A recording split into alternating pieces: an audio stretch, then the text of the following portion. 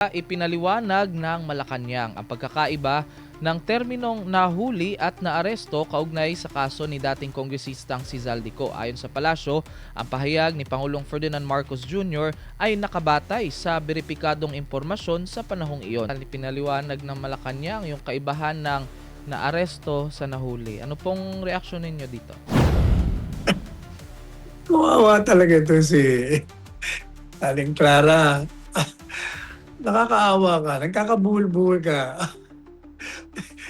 Pa, pag sinabi mong inuli, bakit mo huli na isang tao kung walang mandamiento de aresto, kung walang ginawang paglabag sa batas?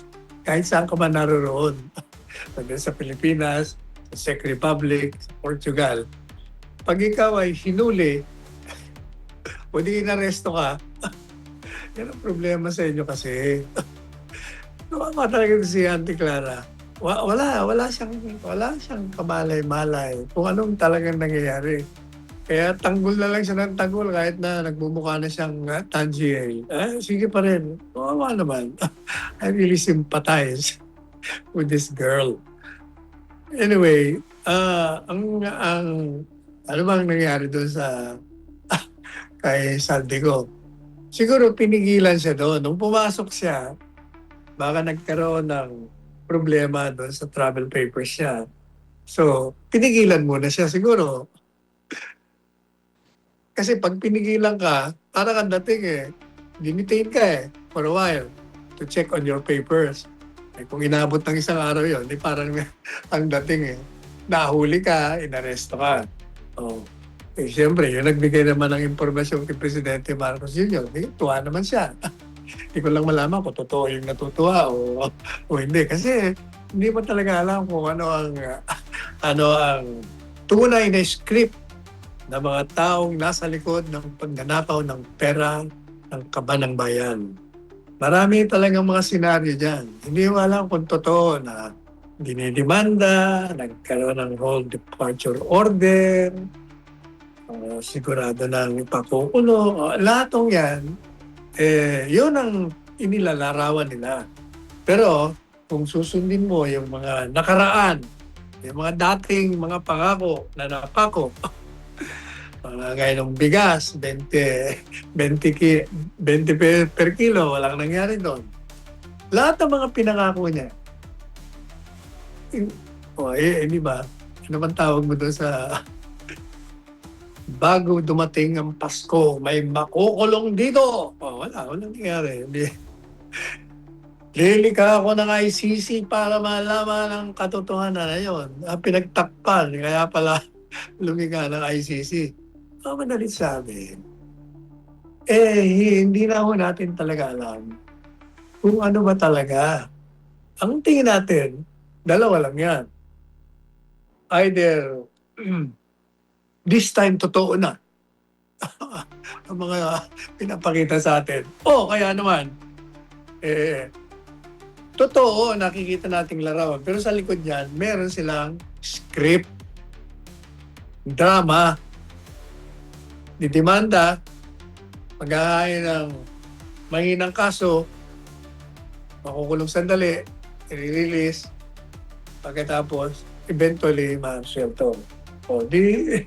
Wala rin nangyari. Kaya sa ngayon, tinitingnan na lang natin na mag-antay na lang tayo. Kaya ikaw, Aling Clara, kawawa ka naman. ikaw lahat ang nag-a-absorb ng mga kasinungalingan ng mga principal mo. Ay, nako. Ayan, Attorney Sal. Actually, ang kaugnay na balitang yan, Attorney Sal, ay inihayag ni Justice Secretary or Acting Secretary Frederick Vida na yung dating mambabatas na si Zaldico ay wala na sa kustodiya ng mga otoridad sa Czech Republic. Ayon sa kanya, hindi malinaw kung nasaan si Kos sa kasalukuyan, ngunit posibleng nasa loob siya ng Schengen area matapos umalis sa Czech Republic sa pamamagitan ng land travel. Tumanggi ang Czech authorities na magbigay ng karagdagang detalye dahil sa Schengen rules at data privacy. Kinumpirma din ni Vida na hindi na nakakulong si Ko at itinuturing siya na free bagamat nananatili itong wanted sa Pilipinas kaugnay nga sa kasong graft sa isang flood control project.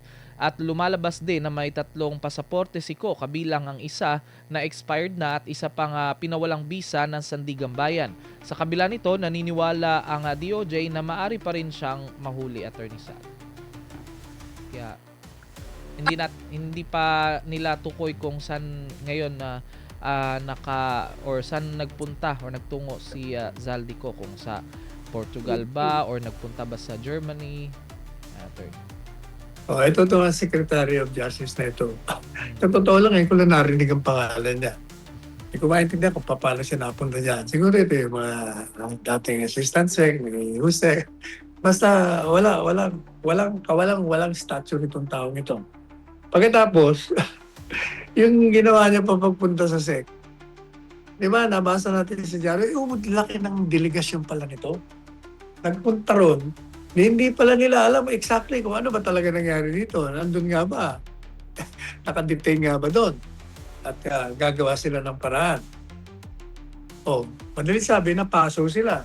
Hindi nila kayo malaman. Kaya kayo, hindi pala na-arresto. Hindi pala. Pero wala na doon. Para pareho na sila ni Clara. Para mga headless chicken itong mga ito. Nakakaawa naman sila. Yan ang sinasabi natin. Ginawa niyang junket. Pumastos ng taong bayan na naman sa inyo. Pupunta kayo doon. Hindi ko nga maintindihan. Bakit kailangan pa yung Secretary of Justice pumunta ron? Pwede mo namang iutos lang. Gusto rin pagpakasarap. Nakatikim yan ang problema. Yung pag nakikita niyo yung mga principal na nagpapasarap sa kanilang mga buhay, nagbabiyahe dito, biyahe doon sa gastos ng taong bayan. Gumagaya na rin sila. Yan ang nangyayari sa pangkasalukuyang dispensation. Kaya ang tao nagagalit Lalong nagagalit ang tao.